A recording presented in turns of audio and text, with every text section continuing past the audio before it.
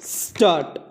महोदय, यह बहुत प्रसन्नता की बात होती यदि माननीय राष्ट्रपति जी की जो भावनाएं थी उसी के अनुकूल यह सरकार आचरण करती और तब हम धन्यवाद के प्रस्ताव पर यहाँ पर अपनी सहमति देते।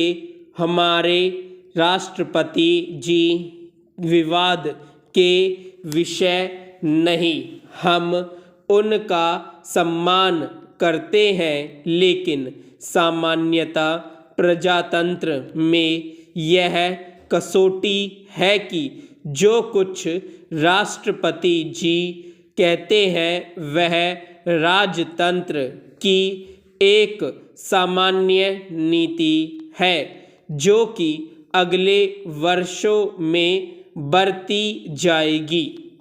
इसलिए उसका विवाद के लिए आना और इस पर विवाद में पड़ना एक आवश्यक अंग है। आज धन्यवाद का प्रस्ताव प्रस्तुत करने के लिए जब हमारे मित्र पार्थसारथी जी खड़े हुए तो ऐसा लगता था कि अच्छे वक्ता, योग्य वक्ता होते हुए भी उनके पास बोलने के लिए कोई विशेष पदार्थ नहीं था। उनके पास बोलने के लिए कोई मसाला नहीं था और इसलिए वह दबी आवाज में बोल रहे थे। हमारे कांग्रेसी मित्रों को याद होगा कि एक बार सुभाष चंद्र जी में और गांधी जी में टक्कर हुई, विचारधारा में टक्कर हुई और त्रिपुरा कांग्रेस में जब सुभाष बाबू ने एक प्रस्ताव रखा था तब उस प्रस्ताव के विषय में बोलते हुए श्री जवाहरलाल नेहरू और खान अब्दुल गफ्फार खां ने यह बताया था कि पूरा प्रस्ताव पढ़ने के बाद मैं इस परिणाम पर पहुंचा कि इस प्रस्ताव में कुछ भी नहीं है, केवल शब्द है, शब्द है, शब्द है।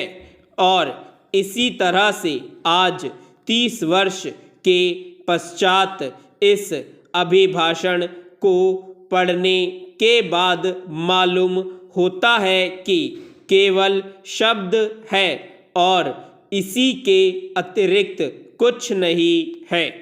बहुत से मित्रों ने प्रांतों की बात और बहुत से मित्रों ने शांति के मसीहा बनकर संसार को सीख दी और शुभकामनाएं दी। ना तो हम शांति के मसीहा हैं और ना हम प्रांतीयवादी हैं। जो हमारे देश में घटनाएं घट रही हैं उन घटनाओं के सामने हम कितनी प्रगति कर रहे हैं इस पर हम विचार करते हैं। यह बात सही है कि हम यह कल्पना नहीं कर सकते कि चाहे कोई भी राज कितना ही अच्छा क्यों ना हो उसमें कुछ खराबी ना हो। हमारे राम राज्य की कल्पना को गांधी जी ने की थी। उस राम राज्य के बारे में भी लोगों ने गलतियां बताई। इस राज में भी हम यह कहें कि गलतियां हैं तो हम समझ सकते हैं कि हमारे मित्र हमें क्षमा करेंगे और अगर हम यह कहें कि गांधी जी के राम राज्य की कल्पना को साकार करने के लिए यह जो देश आगे बढ़ा उससे हमको सीख मिल रही है। हमारे देश में दो सामान्य बातें हैं।